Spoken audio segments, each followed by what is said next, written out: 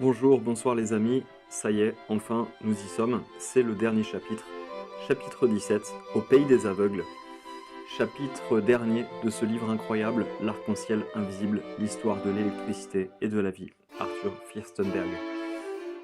C'est parti, accrochez-vous. Et si, sur une autre planète, dans un univers lointain, le soleil était obscur? Dieu n'aurait jamais dit que la lumière soit, alors qu'il n'y en avait pas. Mais les gens l'auraient quand même inventé et auraient éclairé le monde, l'auraient éclairé avec une lumière si vive qu'elle aurait brûlé tout ce qu'elle touchait. Et si vous étiez la seule personne qui pouvait la voir? Et s'il y en avait 1000, 1 million, 10 millions d'autres? Combien de personnes conscientes faudrait-il pour faire cesser la destruction? Combien en faudra-t-il pour que les gens se sentent assez forts pour dire « votre téléphone portable me tue » au lieu de « je suis sensible à l'électricité ». Un nombre extraordinaire de personnes souffrent de maux de tête à cause de leur téléphone portable. Près d'un quart des Norvégiens, qui seraient désormais considérés comme des utilisateurs modérés de téléphone portable, plus d'1 heure par jour, l'ont admis aux scientifiques qui leur ont posé la question en 1996. Près des 2 tiers des étudiants universitaires ukrainiens, qui étaient de grands utilisateurs de téléphone portable, plus de 3 heures par jour, l'ont admis aux scientifiques qui leur ont posé la question en 2010. Peut-être que certains ne souffrent pas vraiment de maux de tête, mais peu de gens se posent la question, et admettre publiquement la vraie réponse est socialement inacceptable. Gro Harlem Brundtland a des maux de tête à cause des téléphones portables. Et comme elle était la directrice générale de l'OMS, l'Organisation mondiale de la santé, et l'ancien Premier ministre de Norvège, elle n'a pas ressenti le besoin de s'excuser, et a simplement ordonné que personne n'entre dans son bureau de Genève avec un téléphone portable sur lui ou sur elle. Elle a même accordé une interview à ce sujet en 2002, un journal national norvégien. L'année suivante, elle n'était plus directrice de l'OMS. Aucun autre fonctionnaire n'a répété son erreur. Même pour ceux qui n'ont pas vraiment de maux de tête, leur téléphone portable affecte leur sommeil et leur mémoire. Le chanteur folk Peter Seeger a écrit à l'auteur de ce livre il y a 20 ans. À 81 ans, disait-il, il est normal que je commence à perdre la mémoire. Mais tous ceux à qui je dis cela me disent « Eh bien, il me semble que je perde aussi la mémoire ». Ceux d'entre nous dont les lésions sont si graves, si dévastatrices que nous ne pouvons plus les ignorer, qui ont la chance de comprendre ce qui leur est arrivé et pourquoi, ont formé ici et là de minuscules groupes isolés. Et faute d'un terme plus acceptable, nous appelons notre atteinte sensibilité électrique, ou pire, l'hypersensibilité électromagnétique. Une parodie de nom pour une affection qui touche le monde entier et tous ses habitants. Un nom aussi absurde que celui de sensibilité au cyanure le serait si quelqu'un était assez fou pour attribuer un tel terme aux personnes empoisonnées. Le problème est que nous sommes tous plus ou moins électrocutés. Et parce que la société le nie depuis plus de 200 ans, on invente des expressions qui cachent la vérité au lieu de parler un langage clair et d'admettre ce qui se passe. Après l'arrivée des micro-ondes pulsées dans la ville natale de l'auteur, pour la première fois, dans toute la cité et en même temps, le 14 novembre 1996, Arthur Firstenberg était si sûr qu'elle avait tué des masses de gens qu'il a téléphoné à l'épidémiologiste John Goldsmith pour lui demander conseil sur la façon de le démontrer. Anciennement au service du département californien des services de santé, Goldsmith était alors à l'université Ben Gurion de Negev en Israël. Il a orienté Arthur Firstenberg vers les statistiques hebdomadaires de mortalité publiées en ligne par les centres de contrôle des maladies pour 122 villes, et lui a conseillé de chercher à savoir exactement quand, pour chaque ville, le service de téléphonie cellulaire digitale avait commencé. Dans le livre, il y a un graphique qui concerne 9 grandes villes américaines, dans différentes parties des États-Unis. Et on voit sur ces graphiques quand le réseau a commencé et le rapport qu'il y a avec la mortalité. C'est extrêmement impressionnant puisque sur ces 9 graphiques, au moment où dans chaque ville le réseau de téléphonie cellulaire digitale a commencé, il y a une surmortalité très nette. L'auteur en était sûr, parce que l'irradiation soudaine de sa ville avait failli le tuer, et parce qu'il connaissait des gens qui en étaient morts. Le 14 novembre, il s'était rendu à Killington, dans le Vermont, pour assister à Débrancher, implication de la révolution du sans-fil pour la santé et les applications politiques, une conférence parrainée par la faculté de droit du Vermont. Lorsqu'il est rentré chez lui le 16 novembre, il a eu des vertiges. Il a pensé qu'un de ses voisins avait pulvérisé quelque chose de toxique. Peut-être que le dératiseur était venu dans l'immeuble. Il a pensé que cela passerait. Mais quelques jours plus tard, il a eu des nausées et des tremblements incontrôlables. Il a eu sa première crise d'asthme de sa vie. Il avait l'impression que ses globes oculaires étaient exorbités, que sa gorge gonflait, ses lèvres étaient sèches, grosses et bouffies. Il sentait une pression dans sa poitrine et la plante de ses pieds lui faisait mal. Il est devenu si faible qu'il ne pouvait pas soulever un livre. Sa peau est devenue si sensible qu'il ne supportait pas qu'on le touche. Sa tête grondait comme un train de marchandises. Après le 20 novembre, il n'a plus dormi. Il ne pouvait pas manger. Dans la nuit du 22 novembre, son larynx a eu des spasmes et il ne pouvait plus ni inspirer ni expirer. Le matin, il a pris son sac de couchage, il a pris le train de Long Island et il a quitté la ville. Son soulagement était incroyable. Il a appris que le 14 novembre, alors qu'il était dans le Vermont, OmniPoint Communications, la première société de téléphonie mobile de New York, avait commencé à commercialiser ses services au public. Des milliers d'antennes sur les toits de 600 sites étaient opérationnelles. Les New-Yorkais vivaient désormais à l'intérieur d'un ordinateur. Il a comparé ses notes avec celles de quelques amis. Ensemble, ils ont dressé une liste de symptômes et ils ont publié la petite annonce suivante dans un journal local. Si vous avez été malade depuis le 15 novembre 1996 d'au moins d'un de ces symptômes suivants, douleurs oculaires, insomnie, lèvres sèches, gorge gonflée, pression ou douleur dans la poitrine, maux de tête, vertige, nausées, tremblements, autres maux et douleurs ou grippe qui ne veut pas disparaître, vous êtes peut-être victime d'un nouveau système à micro-ondes qui a envahi la ville.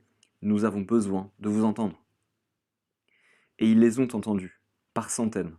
Hommes et femmes, blancs, noirs, hispaniques et asiatiques, employés du bureau, informaticiens, agents de change, enseignants, médecins, infirmières et avocats, qui s'étaient tous réveillés soudainement entre la mi-novembre et Thanksgiving, le cœur palpitant, la tête martelée, pensant avoir une crise cardiaque, une attaque ou une dépression nerveuse, et qui étaient maintenant soulagés de savoir qu'ils n'étaient pas seuls. La toute première personne à répondre à l'annonce était un employé de compagnie aérienne de 41 ans qui vivait dans le Bronx. Le 15 novembre, Joe Sanchez a soudainement commencé à avoir mal à la tête, à tel point qu'il a eu peur d'avoir une attaque. 5 mois et demi plus tard, le 8 mai 1997, il est décédé d'un accident vasculaire cérébral hémorragique. Pendant les 2 années suivantes, sans relâche, Janet Ostrowski, une infirmière qui a travaillé dans un cabinet de médecins de famille à Manhattan, puis à Long Island, a vu un flot constant de patients atteints du syndrome viral qui se caractérise généralement par des maux de tête insoutenables, des douleurs aux oreilles, un gonflement des glandes du cou, une congestion nasale dont ils ne pouvaient se débarrasser, des douleurs faciales, des maux de gorge, de la fatigue et parfois une profonde déshydratation. Aucune grippe ne dure une année entière, nous a dit Madame Ostrowski. Elle a également remarqué que la majorité de ses patients ne répondaient soudainement plus aux médicaments. J'ai fait du triage dans différentes salles d'urgence de la région des 3 États au cours de mes 25 années de travail d'infirmière, a-t-elle déclaré. Ce qui était auparavant stabilisé par des médicaments de routine, que ce soit l'hypertension, le diabète ou autre, semble maintenant se déstabiliser facilement et ne pas répondre aux médicaments courants. Elle a constaté une augmentation considérable du nombre de personnes se plaignant de stress et d'anxiété, dont beaucoup, dans la trentaine et la quarantaine, ont subi des changements cardiaques détectés lors d'un électrocardiogramme de routine. Officiellement, cette épidémie de grippe nord-américaine a débuté en octobre 1996 et a duré jusqu'en mai 1997. L'organisation que l'auteur Arthur Fistenberg a créée en 1996, appelée Cellular Phone Task Force, s'efforce de servir une population croissante de blessés. Et le titre du magazine qu'il a publié pendant 5 ans, No Place to Hide, nulle part où se cacher, est devenu réalité. Say to countryside goodbye, when even healthy people die. Dis adieu à la campagne, quand même les bien portants meurent. Cela a été écrit par Ole Johansson, le spécialiste de la sensibilité électrique en Suède et l'une des plus grandes autorités mondiales en matière de maladies et de blessures liées à l'électricité. L'ancienne croyance selon laquelle on peut échapper à la civilisation si l'on s'en éloigne suffisamment n'est plus vraie, car les rayonnements passifs ne proviennent plus seulement des téléphones portables, du Wi-Fi et d'autres appareils personnels. Les tentacules invisibles de la civilisation, sous la forme d'antennes relais, d'installations radars et d'antennes paraboliques bidirectionnelles, ont rendu les radiations omniprésentes. Impossible d'y échapper, quelle que soit la distance à parcourir et la quantité de terrain acquis. Et même si vous trouvez l'un des derniers sanctuaires protégés, il peut être détruit en un instant, de manière invisible et sans avertissement. Il n'y a pas de protection. Au contraire, des lois ont été passées pour empêcher les citoyens de se protéger ou les élus de faire quoi que ce soit contre ces radiations. Mais personne n'est à l'abri. J'ai récemment célébré mon 41e anniversaire, a confié Daphna Takover en 2013, et je ne suis pas sûr que le mot célébration soit approprié. Jeune et séduisante avocate titulaire d'un MBA, Takover a obtenu une licence à New York et en Israël. Quelques années auparavant, elle avait travaillé pour une société d'investissement à Manhattan, en tant que conseillère du président. Elle avait même été mariée à un médecin qui était lui-même chercheur à l'université de Princeton. Ils avaient décidé d'avoir un enfant et elle avait décidé d'ouvrir un cabinet d'avocats. Apparemment, toute la vie lui souriait. Lorsque Arthur Fistenberg l'a interviewée en 2013, elle était divorcée, au chômage, toujours sans enfant, et luttait pour survivre dans une ferme isolée du nord de l'État de New York.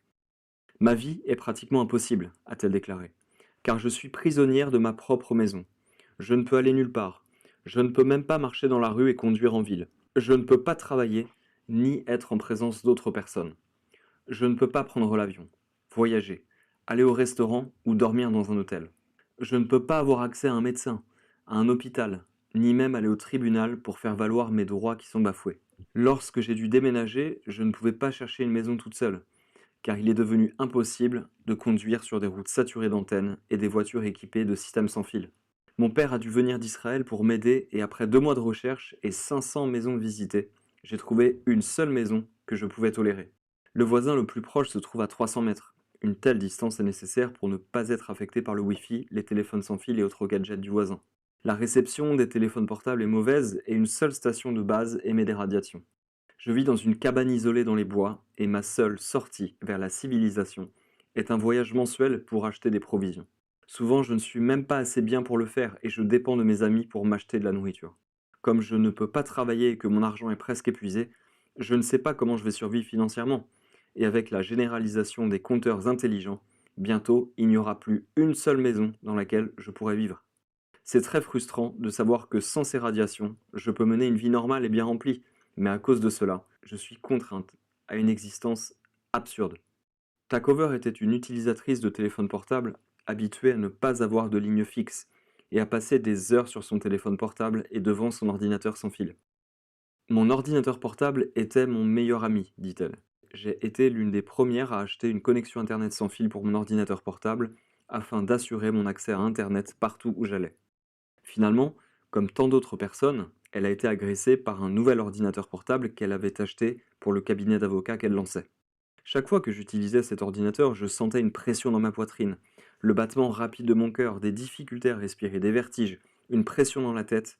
Mon visage devenait rouge et chaud et j'avais la nausée. J'avais des problèmes cognitifs bizarres.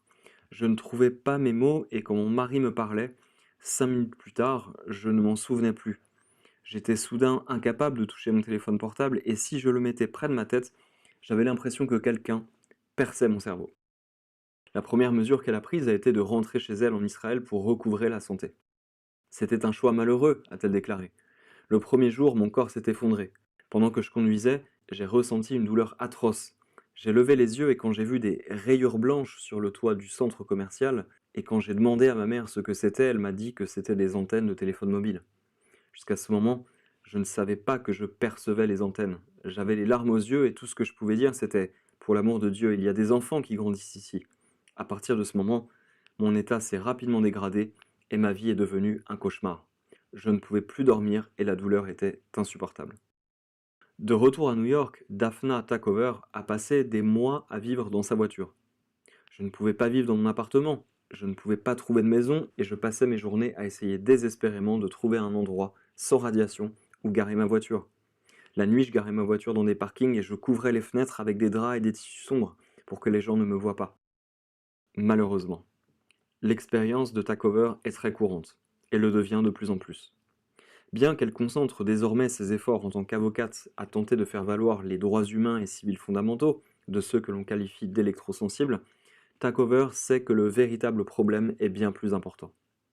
Les humains sont des êtres électriques, dit-elle, et il n'y a aucun mécanisme dans le corps humain qui le protège des rayonnements. Par conséquent, affirmer que ces radiations ne nous affectent pas est ignorant et absurde. L'électro-hypersensibilité n'est pas une maladie. C'est une affection induite par l'environnement artificiel, à laquelle personne n'est immunisé. Je veux croire que le jour où l'ampleur de cette catastrophe sera révélée n'est pas loin. Ignorer les faits et la réalité ne change rien, et ignorer un problème est une garantie d'aggravation de son ampleur. Ole Johansson, qui a fait partie pendant des décennies du corps enseignant du célèbre institut Karolinska, c'est l'institut qui décerne chaque année le prix Nobel de médecine, il s'est intéressé pour la première fois aux effets des rayonnements micro-ondes en 1977, lorsqu'il a entendu un exposé sur la perméabilité de la barrière hémato-encéphalique lors d'une conférence en Finlande. Il a commencé à étudier le problème des éruptions cutanées chez les informaticiens au début des années 1980 après avoir entendu une émission de radio de Kasia Vedin. Vedin, qui a plus tard écrit In the Shadow of a Microchip, dans l'ombre d'une puce électronique, c'est une analyse des risques professionnels du travail sur ordinateur, il a demandé une expertise en neurologie. En tant que neuroscientifique, dit Johansson, je pensais être assez familier avec le sujet et je croyais fermement que les questions qu'elle voulait mettre en lumière, en utilisant le répertoire conventionnel des outils scientifiques, devaient être facilement étudiées. Je n'ai pas du tout réalisé que d'autres organisations ne voulaient pas que de telles études soient lancées, mais j'ai très vite compris que ces études très claires, simples et évidentes, proposées par Kasia Vedin, seraient très, très difficiles à démarrer. Pour moi, se souvient-il, il a été immédiatement clair que les personnes qui se plaignaient de réactions cutanées après avoir été très fortement exposées à des écrans d'ordinateur pouvaient réagir de manière très spécifique et avoir une réaction d'évitement tout à fait justifiée, surtout si l'argent provocateur était un rayonnement et ou des émissions chimiques, comme c'est le cas si vous avez été exposé par exemple à des rayons solaires, des rayons X, de la radioactivité ou des odeurs chimiques. Très vite cependant, différents collègues cliniciens ont avancé un grand nombre d'autres explications à la mode, à savoir que les personnes se plaignant de dermatite des écrans ne faisaient que simuler cette situation, ou qu'elles souffraient d'aberrations psychologiques post-ménopause, ou qu'elles étaient âgées, ou avaient une formation scolaire sommaire, ou étaient victimes du conditionnement pavlovien classique. Curieusement, la plupart des experts autoproclamés qui ont proposé ces explications n'avaient eux-mêmes jamais rencontré quelqu'un souffrant de dermatite des écrans et n'avaient jamais fait de recherche sur les modèles explicatifs qu'ils proposaient. Lorsque Johansson a contacté Vedin pour la première fois, il ne connaissait pas personnellement de personnes souffrant de dermatite des écrans, mais il a rapidement appris qu'elles étaient disséminées tout autour de lui. Il a appris que les éruptions cutanées n'étaient que les manifestations les plus visibles d'une déficience dévastatrice et que l'exposition non seulement aux écrans d'ordinateur mais aussi à d'autres sources de rayonnement, et même à l'électricité ordinaire, pouvait gravement endommager le cœur, le système nerveux et d'autres systèmes du corps. Après toutes ces années, dit-il, aujourd'hui, je communique régulièrement avec des milliers de ces personnes, réparties dans le monde entier, et provenant de tous les milieux de vie. Rien ne vous protège de cette déficience fonctionnelle, ni les prises de position politique, ni vos revenus, ni le sexe, la couleur de la peau, l'âge, l'endroit où vous vivez, ou ce que vous faites pour gagner votre vie. Tout le monde peut être touché. Ces personnes souffrent de dommages causés par les rayonnements de gadgets qui ont été introduits très rapidement sans jamais avoir été formellement testés quant aux expositions environnementales toxiques potentielles ou tout autre type de danger pour la santé. Johansson a non seulement vu ses moyens de recherche disparaître et a perdu son poste à l'Institut Karolinska, mais il a reçu des menaces de mort et une fois a été victime d'un attentat. Un jour, il est sorti à moto avec sa femme, et alors qu'il roulait encore lentement, il a soudainement perdu le contrôle du véhicule. 27 rayons de la roue arrière avaient été sciés proprement, si professionnellement qu'il était impossible de le voir. Fürstenberg a demandé à Johansson ce qui le faisait tenir bon. Et Johansson a commencé à parler à l'auteur de la vie des personnes dites sensibles à l'électricité. La vie des personnes électro-hypersensibles est le plus souvent un enfer, a-t-il déclaré. Je me suis très vite rendu compte que le très célèbre filet de sécurité sociale suédois ne les prenait pas dans ses bras, mais les laissait tomber et s'écraser. Cela a beaucoup perturbé Johansson. L'électro-hypersensibilité était devenue un modèle du monde démocratique, ou plutôt un modèle de la façon dont les démocraties ne protègent pas leurs citoyens. Il n'était et n'est pas difficile de s'imaginer dans une telle situation. Aujourd'hui, une personne est électro-hypersensible, mais qu'en sera-t-il demain? Qui sera alors un exclu? Moi-même? Vous? Qui? Les électro-hypersensibles sont devenus une sorte de parias médicaux, confrontés à des difficultés non partagées par le reste de la collectivité. Un tableau très effrayant. N'importe qui en tant qu'être humain aurait été aussi affecté par ce dont j'ai été témoin à maintes reprises. En même temps, une autre facette s'est également développée chez moi. Les personnes électro-hypersensibles, la plupart d'entre elles, sont en fait très fortes. Elles doivent subir des harcèlements de toutes sortes de la part de la société, des médecins, des scientifiques, des experts, des politiciens, des fonctionnaires, de leurs proches, etc. Et tout cela rend leur peau mentale très dure. Je les admire beaucoup. Je sais que je ne serai jamais capable de supporter constamment des coups aussi immenses. Qu'est-ce qui me fait avancer? Il faut se concentrer sur la mission. Céder et passer à un autre domaine laisserait ces personnes sans aucun espoir. En tant que scientifique pour le gouvernement, je suis censé travailler pour les personnes dans le besoin, pas pour ma carrière professionnelle. Lorsque j'ai grandi dans les années 1950 et 1960 en Suède, ma famille était très pauvre. J'ai alors appris la valeur d'une main tendue, prête à vous soutenir et à vous aider. Une telle leçon ne s'oublie jamais. C'était donc les propos du scientifique suédois Ole Johansson. C'est O2LE Johansson. Le docteur Erika Mallory Blythe est une médecin engagée, née en Angleterre, qui possède la double nationalité britannique et américaine, et qui a également consacré sa vie à ce problème, l'ayant vécu de près. Après avoir obtenu son diplôme de médecine en 1998, elle a travaillé dans des hôpitaux d'Angleterre, devenant formatrice en médecine traumatologique. Finalement, elle a dû renoncer à utiliser aussi bien son ordinateur que son téléphone. À ce moment-là, elle ne dormait plus et avait développé une arythmie cardiaque et de graves tremblements, en plus des vertiges et des maux de tête qui la tourmentaient. Mais tout ce qu'elle a lu sur Internet l'a rassurée en lui indiquant qu'elle n'allait pas attraper un cancer avec son téléphone portable, sans qu'elle puisse situer son expérience dans le contexte médical qu'on lui avait enseigné. Elle a finalement entendu le terme hypersensibilité électromagnétique après la naissance de sa fille, mais n'en a pas saisi la gravité.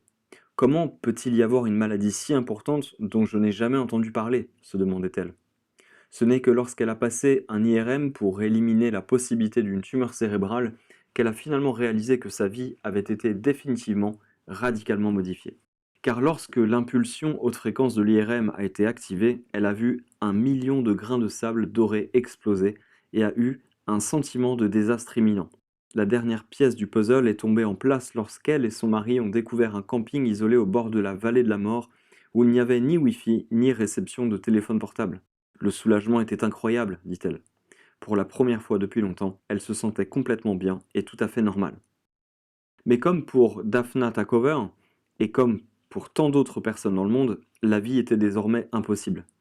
Madame Mallory Blythe et son mari ont quitté leur maison et ont commencé à camper dans des tentes ou à dormir à l'arrière de leur voiture.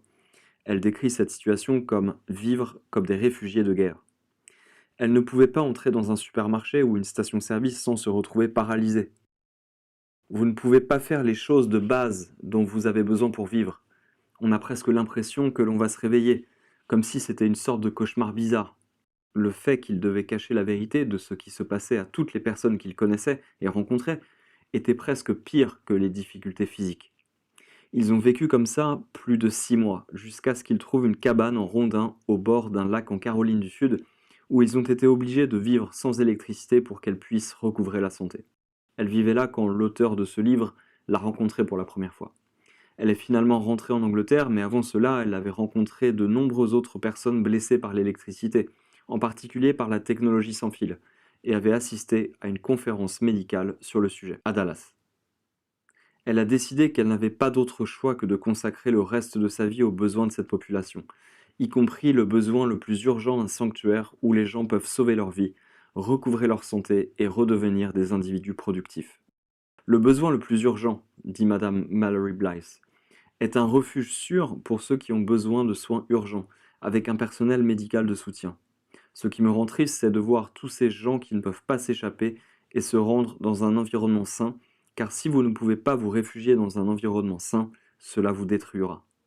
Considérant qu'environ 5% de la population sait qu'elle est touchée et que peut-être un quart de celle-ci doit quitter la maison, le besoin d'aide aux réfugiés est énorme. Yuri Grigoriev, connu affectueusement comme le grand-père de la recherche sur les champs électromagnétiques en Russie, travaille sur les radiations depuis 1949. Après avoir obtenu son diplôme de l'Académie militaire de médecine, il a été affecté à la recherche sur les effets biologiques des armes atomiques à l'Institut de biophysique du ministère de la Santé de l'URSS. Depuis 1977, il dirige la recherche sur les rayonnements non ionisants, à savoir les ondes radio, au sein du même institut, rebaptisé Centre médical et biophysique fédéral Burnasian. Il est également le président honoraire du Comité national russe de protection contre les rayonnements non ionisants. Son dernier livre, Mobile Communication and Children's Health, Communication mobile et santé des enfants, a été publié en 2014, un an avant son 90e anniversaire. Sa plus grande crainte concerne les enfants. Pour la première fois dans l'histoire, dit-il, les êtres humains exposent leur propre cerveau à une source ouverte et non protégée de radiation micro-ondes. De mon point de vue de radiobiologiste, le cerveau est un organe critique et les enfants sont devenus le groupe le plus menacé. Au début, dit Grigoriev, le gouvernement a délibérément sous-estimé le risque de radiation nucléaire avant l'accident de Tchernobyl. Cet accident a suscité la peur au sein de la population et en conséquence, le gouvernement russe a accepté de fournir des informations complètes au public sur les dangers des radiations ionisantes. Nous traitons maintenant de questions similaires concernant les communications mobiles.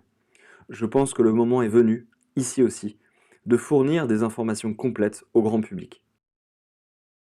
Il ne se passe pas un jour sans que Arthur Firstenberg ne reçoive de nouvelles informations terrifiantes qui sont tragiquement ignorées. L'utilisation du téléphone portable par les enfants peut augmenter leur susceptibilité aux troubles du déficit de l'attention avec ou sans hyperactivité. Peut-on lire dans un récent article sur une étude coréenne.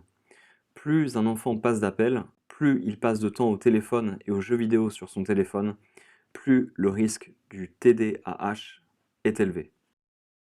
Les écrans d'ordinateur peuvent vous rendre aveugle, clame un autre titre.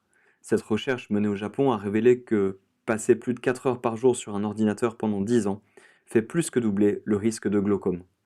Les portables sont-ils mauvais pour la peau? Toujours au Japon, cette recherche a révélé que les téléphones portables aggravent l'eczéma.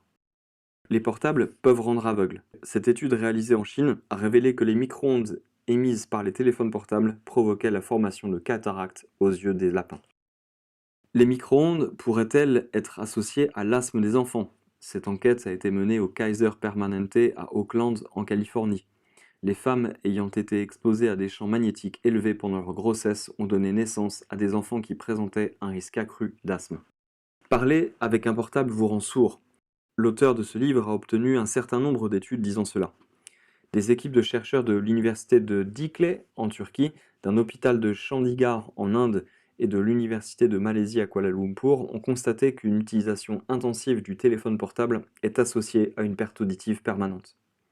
Des scientifiques du King Edward Memorial Hospital de Mumbai en Inde ont découvert que l'utilisation répétée d'un téléphone portable pendant 10 minutes par jour provoque une perte auditive. Des recherches menées à l'université de Southampton en Angleterre ont montré que même une seule courte exposition à un téléphone portable provoque une perte auditive temporaire. Les portables sont maintenant corrélés à Alzheimer. Une équipe de scientifiques suédois, dirigée par le neurochirurgien Leif Salford, a prouvé à la fin des années 1990 qu'un téléphone portable perturbe la barrière hémato-encéphalique des rats de laboratoire dans les 2 minutes suivant l'exposition.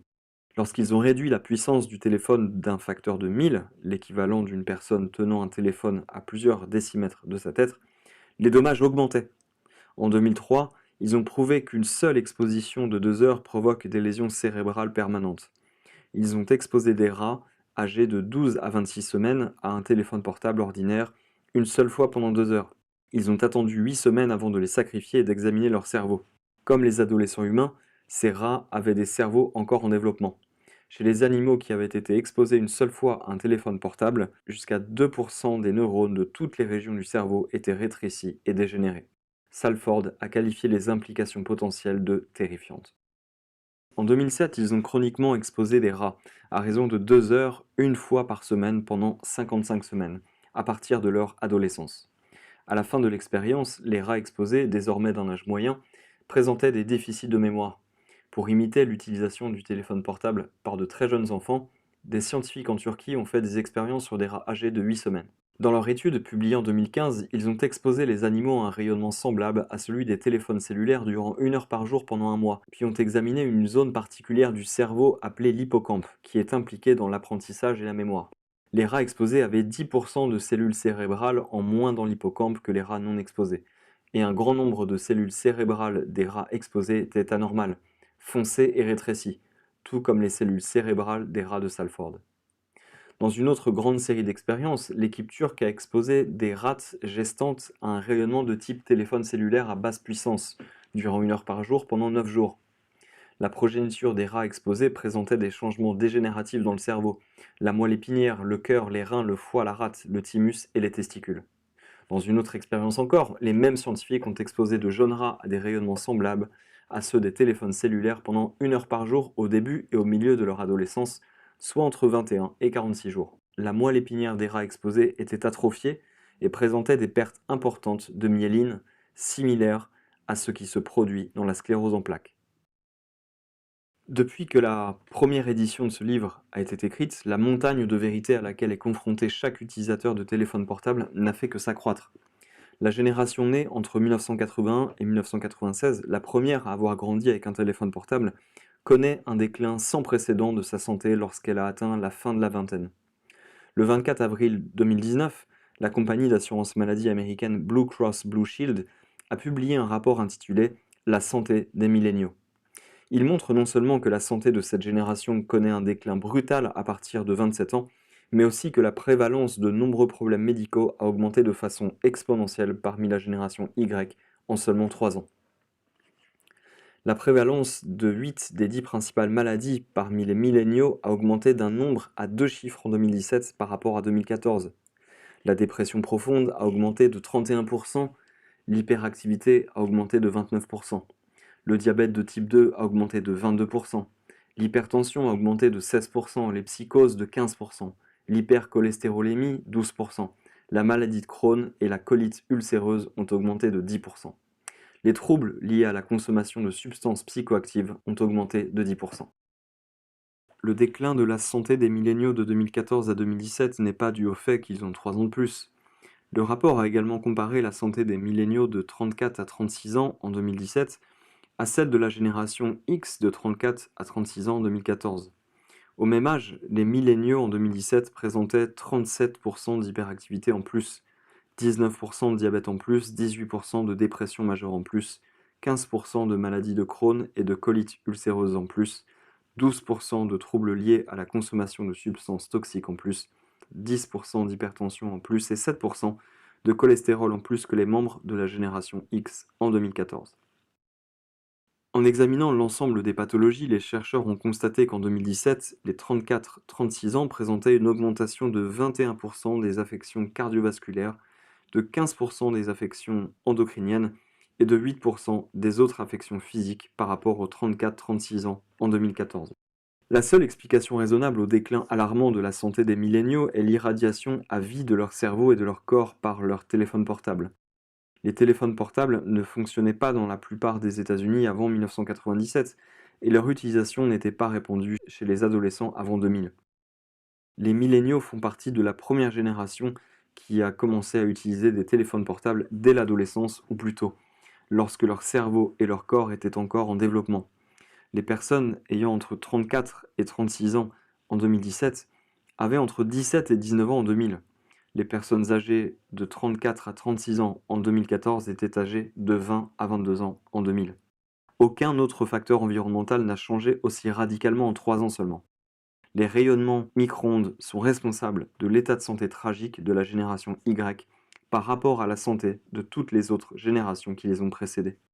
L'incidence des accidents vasculaires cérébraux est globalement stable ou en baisse, mais elle augmente chez les adultes de moins de 50 ans et de façon choquante chez les très jeunes adultes qui sont les plus grands utilisateurs de téléphones portables. Des études menées en France, en Suède et en Finlande disent toute la même chose. Une étude danoise publiée en 2016 a examiné le taux d'AVC chez les personnes âgées de 15 à 30 ans, une population qui n'en avait jamais eu. Le nombre annuel d'AVC dans cette tranche d'âge au Danemark a augmenté de 50% entre 1994 et 2012, et le nombre annuel d'accidents ischémiques transitoires, qui sont des mini-AVC, dans cette tranche d'âge a triplé. Les téléphones portables ont été commercialisés en Europe 3 ans plus tôt qu'en Amérique. Les femmes de 20 à 30 ans qui portent leur téléphone portable dans leur soutien-gorge sont atteintes d'un type particulier de cancer du sein directement sous l'endroit où elles gardent leur téléphone. Les taux de prothèses de la hanche ont grimpé en flèche depuis que les téléphones portables ont commencé à se mettre dans les poches de pantalon. Entre 2000 et 2010, le nombre annuel de prothèses de hanche aux États-Unis a plus que doublé, et ce taux chez les personnes âgées de 45 à 54 ans a plus que triplé.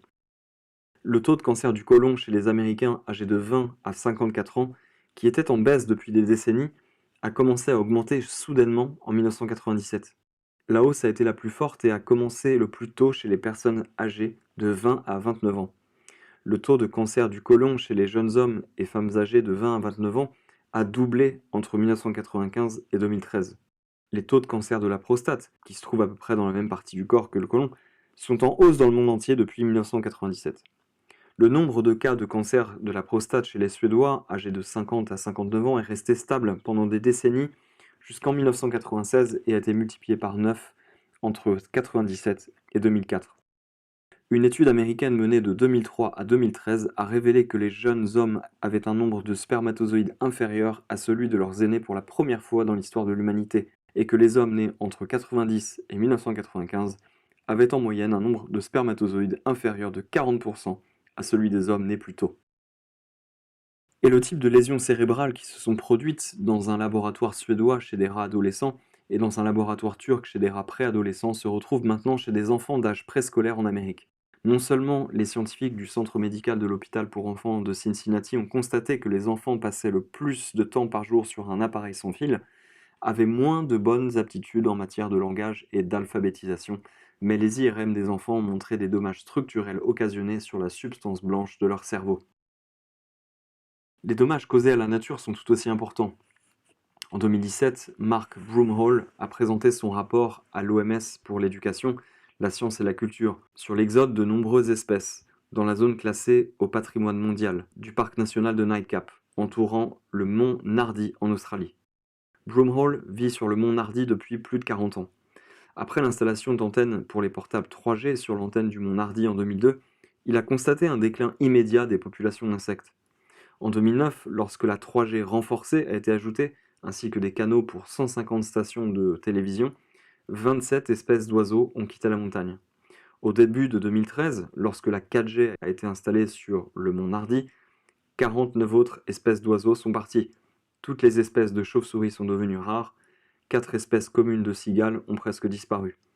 Les populations de grenouilles ont été réduites de manière drastique et les populations importantes et diversifiées de papillons de nuit et de fourmis sont devenues rares ou peu fréquentes. À peu près au même moment où Broomhall a présenté son rapport, les gens du monde entier se sont réveillés en constatant que les pare-brises de leurs voitures n'étaient plus recouverts de mouches et que des insectes de toutes sortes disparaissaient de la Terre. En 2017, des scientifiques ont signalé une baisse de 75 à 80% du nombre total d'insectes volants dans 63 zones de nature protégée en Allemagne. En 2018, un autre groupe de scientifiques a signalé une baisse de 97 à 98% du nombre total d'insectes pris dans des pièges d'une forêt tropicale de Porto Rico. En 2019, des scientifiques d'Australie, du Vietnam et de Chine ont examiné 73 rapports sur le déclin des insectes dans le monde entier et ont conclu que 40% de toutes les espèces d'insectes sur Terre sont menacées d'extinction. Nous vivons dans un monde où l'information n'augmente pas les connaissances, ni n'ouvre les yeux. Les barrières culturelles sont trop infranchissables. La société est dans le déni depuis trop longtemps, et pourtant, il est impossible de continuer plus longtemps sur la voie actuelle.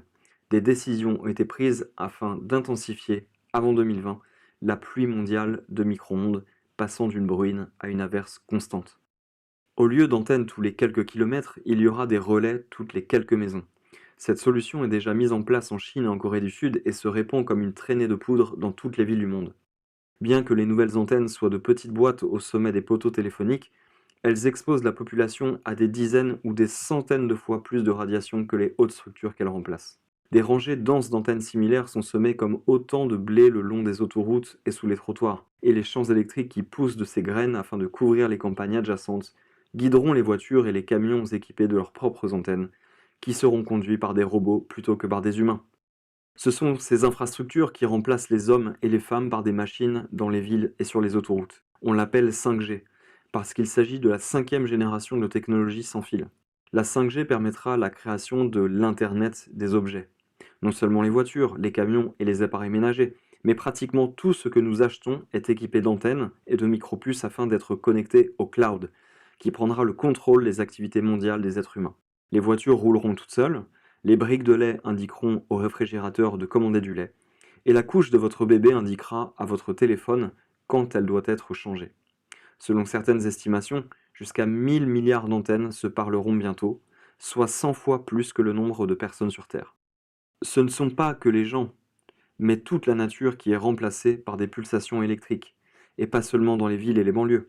Les ondes radio remplacent les aigles et les faucons dans les parcs nationaux et les zones de nature sauvage, les poissons et les baleines dans les océans de notre planète, et les pingouins et les manchots en Antarctique et au Groenland où la glace fond en smog électrique. 4 milliards de personnes, voyez-vous, n'ont toujours pas ou peu accès à Internet. Le remède à cette carence est désormais à portée de main grâce à des ballons, des drones ou des satellites depuis l'espace. L'humanité souhaite maintenant et est capable de tenir enfin la promesse initiale du télégraphe, exprimée pour la première fois il y a un siècle et demi. L'espace et le temps sont sur le point d'être complètement anéantis. Mais cette promesse est le cheval de Troie ultime, contenant en lui une menace insoupçonnée, l'anéantissement ou l'appauvrissement gravissime de la vie elle-même. Insoupçonnée, c'est-à-dire par ceux qui ne peuvent pas encore voir ce qui se passe. Ceux d'entre nous qui sont électro-hypersensibles et qui se souviennent des débuts du service de téléphonie par satellite prévoient une catastrophe. En 1998, le lancement de la constellation de 66 satellites appelée Iridium a permis pour la première fois d'offrir un service de téléphonie cellulaire dans les vastes régions non desservies de la Terre, appartenant auparavant aux pingouins et aux baleines. Mais comme nous l'avons vu dans le dernier chapitre, il a également déclenché une nouvelle sorte de pluie qui a vidé le ciel des oiseaux pendant plusieurs semaines. La perte de milliers de pigeons voyageurs au cours des 2 semaines qui ont suivi le 23 septembre 1998 a fait la une des journaux. Le fait que les oiseaux sauvages ne volaient pas non plus n'a été que brièvement mentionné. Le bilan humain n'a pas été mentionné du tout. Vers le 1er octobre 1998, Arthur Firstenberg a contacté 57 personnes sensibles à l'électricité dans 6 pays. Il a également interrogé 2 groupes de soutien, ainsi que 2 infirmières et un médecin au service de cette population. Son enquête a révélé que 86% des personnes électrosensibles interrogées et la majorité des patients et des membres des groupes de soutien étaient devenus malades le mercredi 23 septembre exactement, avec des symptômes typiques de la maladie des ondes, tels que maux de tête, vertiges, nausées, insomnie, saignement de nez, palpitations cardiaques, crises d'asthme, bourdonnement d'oreilles, etc. Une personne a déclaré avoir eu l'impression qu'un couteau lui avait traversé l'arrière de la tête tôt le mercredi matin. Une autre avait des douleurs lancinantes dans la poitrine. Un certain nombre de personnes, dont l'auteur lui-même, étaient si malades qu'ils n'étaient même pas sûrs de pouvoir survivre. Le suivi a révélé que certaines de ces personnes ont été gravement malades pendant 3 semaines. L'auteur de ce livre a soudainement perdu son odorat le 23 septembre 1998 et il n'est toujours pas revenu à la normale aujourd'hui. La mise en service de la 2e compagnie de téléphonie par satellite, Globalstar, s'est à nouveau accompagnée d'une épidémie soudaine et généralisée. Globalstar a annoncé le début d'un service commercial complet aux États-Unis et au Canada à partir de ses 48 satellites le lundi 28 février 2000. Des nausées, maux de tête, douleurs aux jambes, problèmes respiratoires, dépression et manque d'énergie ont été signalés à grande échelle le vendredi 25 février, le jour ouvrable précédent, par des personnes souffrant ou non d'électro-hypersensibilité. Iridium, qui avait fait faillite durant l'été 1999, a été ressuscité le 5 décembre 2000, lorsqu'un contrat a été signé pour fournir des téléphones par satellite aux forces armées américaines. Le 30 mars 2001, le service commercial a repris et le 5 juin, Iridium a ajouté des services de données mobiles par satellite, y compris la possibilité de se connecter à Internet. Des nausées, des symptômes de type grippaux et des sentiments d'oppression ont accompagné les 2 événements. L'enrouement était une plainte importante de beaucoup de personnes qui ont contacté l'auteur début juin. Mais les reportages qui ont fait la une n'avaient rien à voir avec les êtres humains. L'événement qui s'est produit le 30 mars était inhabituel à plusieurs égards. Premièrement, c'était la nuit d'une rare aurore boréale rouge visible dans l'hémisphère nord, jusqu'au Mexique, ainsi que dans l'hémisphère sud. C'était une période d'intense activité solaire, l'auteur a donc été tenté d'attribuer cela à une pure coïncidence, sauf que cela lui a rappelé le ciel rougeâtre que certains ont signalé la nuit du 23 septembre 1998, quand Iridium a été activé pour la première fois. Nul ne comprend toutes les interactions de ces opérations satellitaires avec le champ magnétique et l'atmosphère de la Terre. Le deuxième événement ayant retenu l'attention est la perte catastrophique de poulains de chevaux de course du Kentucky fin avril et début mai. Comme les juments, selon le manuel vétérinaire de Merck, avortent plusieurs semaines à 1 mois après par exemple une infection virale, l'événement déclencheur se situerait fin mars. Sauf qu'aucun virus n'a jamais été trouvé. Aux États-Unis, des problèmes inhabituels de poulinage ont été signalés simultanément non seulement dans le Kentucky et les États voisins comme l'Ohio, le Tennessee, la Pennsylvanie et l'Illinois, mais aussi dans le Maryland, le Texas et le nord du Michigan. Len Harrison, directeur du Centre de diagnostic des maladies du bétail de l'Université de Kentucky, a déclaré avoir reçu des déclarations similaires d'aussi loin que le Pérou. Entre 2001 et aujourd'hui, notre ciel n'a pas fondamentalement changé. Le nombre de satellites en orbite basse a progressivement augmenté, mais Iridium et Globalstar sont toujours les seuls fournisseurs de téléphones par satellite, et la quantité de données qui pleuvent sur nous depuis l'espace est toujours dominée par ces deux flottes. Mais la situation est sur le point de changer radicalement. En 2017, nous avions un total de quelques 1100 satellites artificiels de tout type en état de marche orbitant autour de la Terre. Fin 2019, ce nombre avait déjà doublé. En 2020, plusieurs entreprises se font concurrence pour lancer de nouvelles flottes de 500 à 42 000 satellites chacune, dans le seul but de faire parvenir l'Internet sans fil à haut débit aux confins de la Terre et de recruter des milliards de consommateurs inactifs dans les rangs des médias sociaux. Ces plans prévoient que les satellites volent sur des orbites aussi basses que 340 km d'altitude et qu'ils pointent vers la Terre des faisceaux très focalisés avec une puissance rayonnée effective par faisceau pouvant atteindre 20 millions de watts. Les noms de certaines de ces entreprises sont connus de tous: Google, Facebook et Amazon. D'autres sont moins connus. SpaceX est la société de transport spatial créée par le milliardaire Elon Musk, l'homme qui veut établir une colonie sur la planète Mars et fournir l'Internet à haut débit aux deux planètes. OneWeb, basé au Royaume-Uni, a attiré d'importants investissements de Qualcomm et de Virgin Galactic et a signé avec Honeywell International comme premier grand client. Google, en plus d'avoir investi 1 milliard de dollars dans le projet satellite de Musk, a un contrat pour fournir l'Internet à partir de ballons volants à haute altitude dans des régions reculées de la forêt amazonienne au Pérou. Au moment où ce livre est mis sous presse, SpaceX a soumis des demandes pour 4000 satellites à la Commission fédérale américaine des communications et à l'Union internationale des télécommunications et est déjà en train de les lancer, 60 à la fois. SpaceX a annoncé que dès que 420 satellites seront en place, probablement dès février 2020, il les mettra en service et commencera à fournir des services à certaines régions de la Terre. OneWeb, ayant soumis des demandes pour 5260 satellites, prévoit de commencer à en lancer 30 à la fois dès janvier 2020 et a prévu le début du service vers l'Arctique et l'Antarctique à la fin de 2020, ainsi qu'un service mondial complet à partir de 650 satellites en 2020. Telesat, basé au Canada, prévoit de commencer à lancer une flotte de 512 satellites en 2021 et de fournir un service mondial en 2022. Amazon prévoit que ses 3236 satellites desserviront le monde entier, à l'exception de l'Arctique et de l'Antarctique. Facebook, jusqu'à présent, a obtenu une licence de satellite expérimentale de la FCC, en vertu de laquelle il n'est pas tenu de divulguer ses plans au public. Une nouvelle société, appelée Link, a également une licence expérimentale. Elle prévoit de déployer plusieurs milliers de satellites d'ici 2023 et se vante que nous allons transformer tous les téléphones portables en téléphones satellites. Ces plans ne doivent pas se réaliser.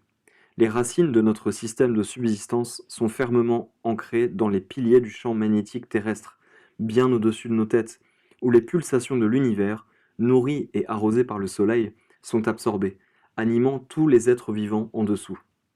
Les ingénieurs qui pensent que tous ces satellites sont trop éloignés pour affecter la vie manquent le coche. Même la première petite flotte de 28 satellites militaires, lancée en orbite en 1968, a déclenché une pandémie mondiale de grippe. Le rayonnement direct n'est qu'une partie du problème.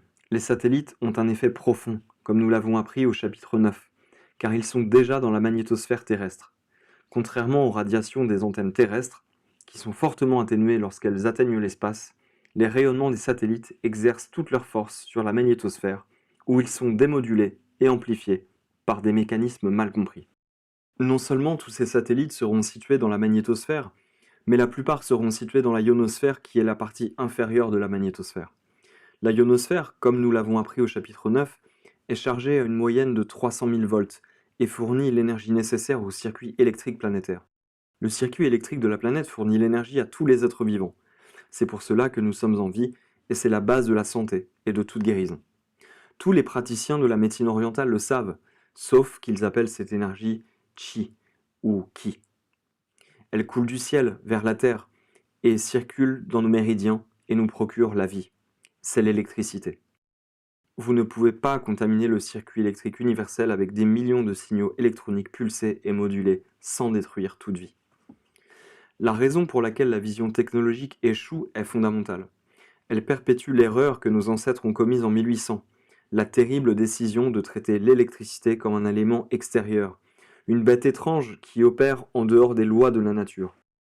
Nous ne reconnaissons l'existence de l'électricité que dans la mesure où elle fonctionne pour nous, sinon nous prétendons qu'elle n'existe pas. Nous ignorons l'avertissement émis en 1748 par Jean Morin, selon lequel l'exploitation de l'électricité est une ingérence dans la vie. Nous prétendons, contrairement à toutes les preuves scientifiques, qu'il existe un niveau d'explosion sûr et que les autorités établissent les normes de sécurité à un niveau suffisamment bas. Nous pouvons avoir nos stations radars, nos écrans d'ordinateur et nos téléphones portables sans en subir les conséquences. Nous oublions les admonitions de Ross Hadday, le grand-père du bioélectromagnétisme, et du physicien de l'atmosphère Neil Cherry, selon lesquels nous sommes électriquement adaptés au monde qui nous entoure et que le niveau d'exposition sûr aux ondes radio est de 0. Ces projets de satellites ont précipité les efforts urgents pour éduquer le monde.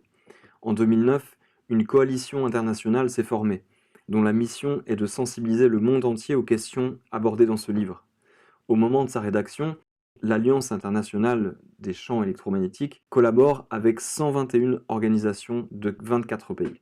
L'Union mondiale contre le déploiement de radiation depuis l'espace s'est formée en 2015. Sa mission est de prévenir la pluie planifiée d'Internet provenant de satellites, drones et ballons.